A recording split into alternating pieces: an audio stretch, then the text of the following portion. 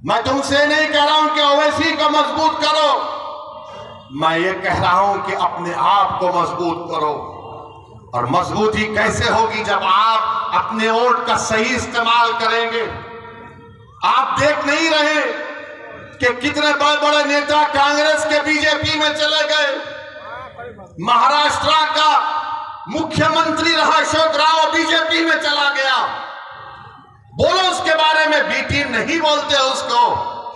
कितने भाग भाग कर बीजेपी में जा रहे हैं, उनको कोई कुछ नहीं बोलेगा। मगर जब ओवैसी आकर सीमांचल जिंदाबाद, सीमांचल इंसाफ की बात करता है तो इनके पेट में दर्द शुरू हो जाता है। जब अख्तरुल ईमान बिहार की विधानसभा में गरीब और मजलूमों की आवाज बनकर उनके हक की बात करता है तो उनको पेट में दर्द शुरू हो जाता है। तेजस्वी यादव को जरा सोचना चाहिए था कि जब तुमको मजलिस की जरूरत पड़ी तो अख्तरुल ईमान को बुलाया और बोला कि अख्तर भाई हमारा साथ दे दो। तेजस्वी, तुमने जो 4 गुलाब जामुन समझकर हमारे विधायक को खा लिया, वो हजम कर गए तुम उनको?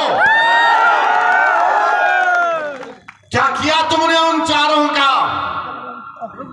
कहां मुंह दिखाने के काबिल नहीं रहे वो लोग?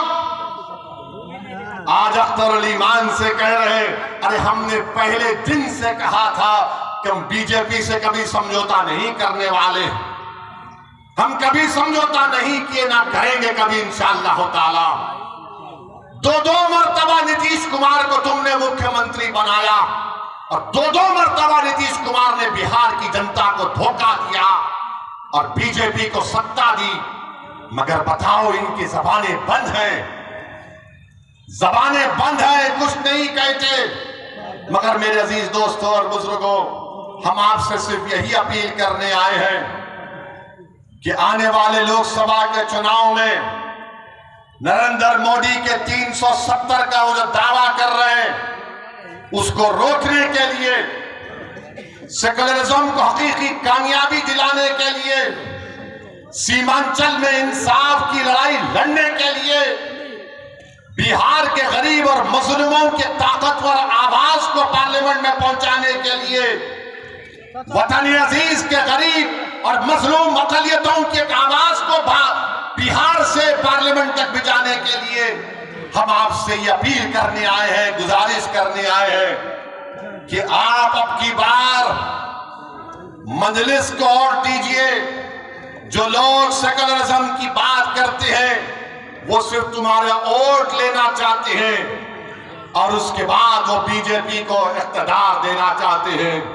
तो हम आपसे अपील कर रहे हैं कि आने वाले लोकसभा के चुनाव में आप मुत्तहदा तौर पर अपने वोट का इस्तेमाल करते हुए अपनी आवाज को लोकसभा तक भिजाइए ताकि आपके इत्तेहाद, हाँ, ये जो तेजस्वी यादव है यहीं पर कहा था सीमांचल डेवलपमेंट बोर्ड बनाएंगे, कहा था ना, यही कहा था। हमारी बात का यकीन कर लो। सीमांचल डेवलपमेंट बोर्ड कहां गया? हजम कर गए तुम उसको भी। जब वोट लेना आता है तो सब खड़े होकर झूठी बातें करते हैं। और क्या कहा था तेजस्वी ने कि हैदराबाद से ओवैसी आया, इसको बिरयानी खिलाकर भिजा दो। अरे तेजस्वी, तुमको कभी खाने की जरूरत पड़ गई तो हम अपने घर से भिजाने को तैयार। बताओ, मगर तुमने सीमांचल की जनता का खाना छीन लिया, तुमने सीमांचल के गरीबों से इंसाफ नहीं किया। तुम तो डिप्टी चीफ मिनिस्टर बन गए, चाचा को मुख्यमंत्री बना दिए और खूब तुमने गुलाब जामुन खाए, खूब मलाई खाई, मगर सीमांचल की जनता परेशान है। तो इसीलिए हम आपसे अपील कर रहे हैं कि आप आने वाले चुनाव में मुत्तहदा तौर पर मजलिस का साथ दीजिए। हम पिछले बार भी एक ही सीट पर लड़े थे, दूसरी सीट पर नहीं लड़े, तो कई सीटों पर बीजेपी जीत गई। मगर अब की बार इंशाअल्लाह ताला किशनगंज भी लड़ेंगे, और भी कई पार्लियामेंट की सीट पर इंशाअल्लाह ताला हम सोच और विचार कर रहे हैं, क्योंकि हम जान चुके हैं कि तुम बीजेपी को नहीं रोक सकते। मोदी को अगर कोई रोक सकता है तो इंसाफ पसंद लोग रोक सकते हैं। ये मिलावटी, ये मिले हुए लोग नहीं रोक पाएंगे। ये कभी भी किसी भी कीमत पर आपका सौदा कर जाएंगे। तो हम आपसे अपील कर रहे हैं कि अपने मुत्तहिद रहिए, मजलिस को मजबूत रखिए।